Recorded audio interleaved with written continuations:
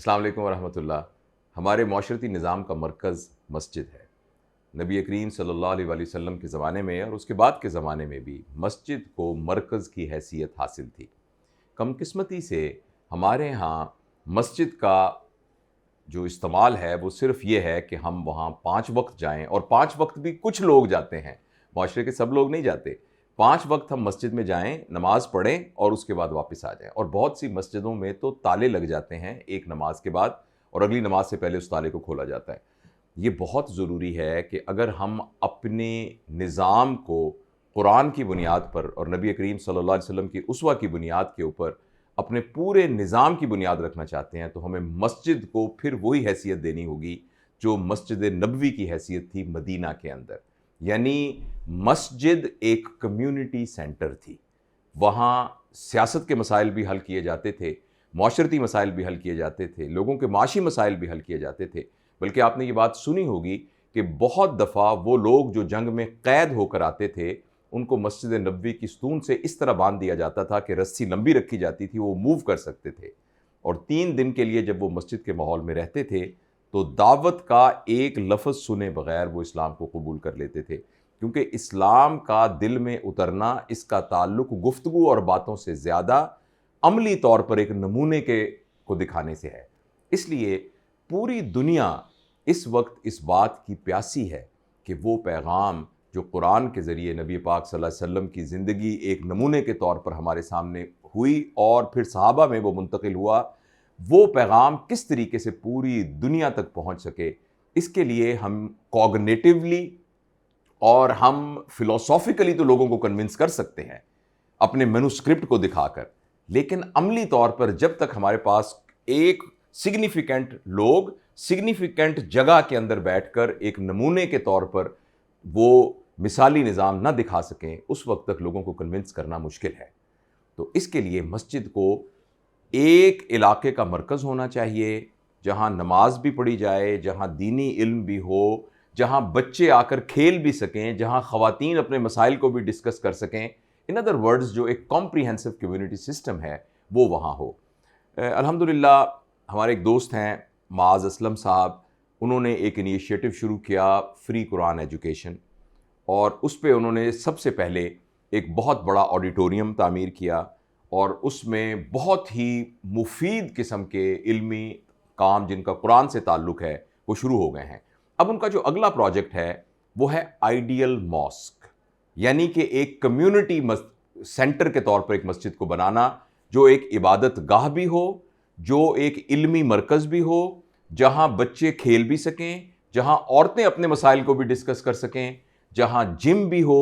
جہاں بزنس کو انیشیٹ کرنے کے لیے انٹرپرینورز کی ٹریننگ بھی ہو رہی ہو، جہاں باسکٹ بال کے کورٹ بھی ہوں، جہاں فوڈ کورٹ بھی ہو، جہاں پوری فیملی کے ساتھ لوگ آئیں، اور وہ جو دین کی فضا، وہ جو ہمارے دین کا ایک پلیزنٹ فیلنگ ہے جس کو ہم نورانیت کہتے ہیں، نورانیت ایک لطف کے ساتھ وہ وہاں ان کو محسوس کر سکیں، جہاں آئیں تو دنیاوی طور پر بھی وہ اس کو انجوائے کریں، اور ان کی دنیاوی گروتھ کا باعث بھی بنے اور ان کی روحانی گروتھ کا بھی باعث بنے۔ تو یہ پروجیکٹ مجھے پتہ چلا کہ وہ شروع کر رہے ہیں۔ اب اس قسم کا پروجیکٹ کبھی بھی ایک شخص نہیں کر سکتا اکیلا، اس کے لیے سب کو اس میں حصہ ملانا پڑتا ہے۔ میں ذاتی طور پہ یہ سمجھتا ہوں کہ جب اس طرح کا کوئی بھی پروجیکٹ شروع کر لے نیک نیتی سے، تو پیسہ کبھی بھی مسئلہ نہیں ہوتا، پیسہ کہیں نہ کہیں سے آ جاتا ہے۔ مسئلہ یہ نہیں ہے کہ آپ سے یہ گزارش کی جائے کہ آپ اس کے لیے چندہ یا پیسے دیں، مسئلہ یہ ہے کہ آپ کو یہ گزارش کی جائے کہ یہ گاڑی چلتی گاڑی میں حصہ ڈالنا آپ کی سعادت اور میری سعادت ہے۔ ایسا نہیں ہے کہ اس چلتی ہوئی گاڑی کو دھکا لگانے والوں کی ضرورت ہے، مگر اس گاڑی میں بیٹھنے کے لیے ضرورت ہے۔ تو یہ ہمارے لیے سعادت ہوگی کہ ہم مالی طور پر بھی، اور اس سے بڑھ کر ہم ایز اے فلسفی اس کو ایکسیپٹ کرتے ہوئے اپنے دل کا ایک تعلق اس کے ساتھ ڈیولپ کریں۔ اچھا، اس سلسلے میں آسانی یہ ہے کہ یہ توقع کی جا رہی ہے کہ وہاں 2000 لوگوں کے نماز پڑھنے کی یا پریئنگ ایریاز ہوں گے 2000، اور جب انہوں نے کیلکولیٹ کیا ہے تو ایک پریئنگ ایریا پر تقریباً 20,000 روپے کاسٹ آئے گی۔ تو ہو سکتا ہے کہ کوئی ایسا بھی ہو دل والا جس کو اللہ نے دل دیا ہو، دنیا بھی دی ہو اور ہمت بھی دی اور ایمان بھی دیا ہو، کہ وہ یہ کہے کہ میں 2000 سارے پریئنگ ایریاز کو پے کر سکتا ہوں۔ لیکن آسانی یہ بھی ہے کہ کوئی ایک پرینگ ایریا کے 20,000 بھی پے کر سکتا ہے. اصل میں اللہ کے خزانے کے اندر کوانٹٹی کی کوئی اہمیت نہیں ہے.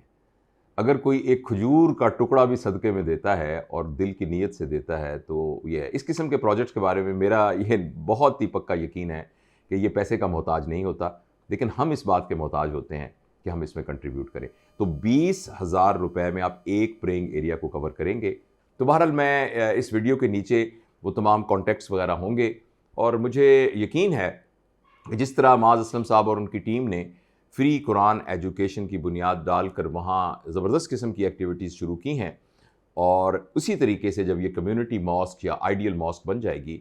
تو یہ بھی معاشرے میں بہت بڑا امپیکٹ شو کرے گی. اور پھر یہ ہے کہ اس یعنی پروجیکٹ کو پھر سکیل کیا جا سکتا ہے، اس کو ڈپلیکیٹ کیا جا سکتا ہے. اور ہمارے جب پورے معاشرے میں مسجدیں مرکزی حیثیت اختیار کر لیں گی تو آپ دیکھیے گا کہ وہ تمام چیزیں جو ہمارے نوجوانوں میں اور بڑوں میں نیگیٹیوٹی پھیلاتی ہیں ان کو ختم کرنے کے لیے ہمیں کوئی محنت نہیں کرنی پڑے گی. خوشبو موجود ہو تو بدبو خود بخود ختم ہو جاتی ہے. آپ ایک دیا سلائی جلا دیتے ہیں تو جتنا گھٹا ٹوپ اندھیرا بھی ہو وہ غائب ہو جاتا ہے. تو نیکی کے اندر اتنی جان ہے کہ بدی اس کے سامنے ٹھہر نہیں سکتی. حق کے اندر اتنی طاقت ہے کہ باطل اس کے سامنے رک نہیں سکتا. تو اس میں ضرور میری گزارش ہوگی کہ آپ اس کو اپنا پروجیکٹ سمجھیے،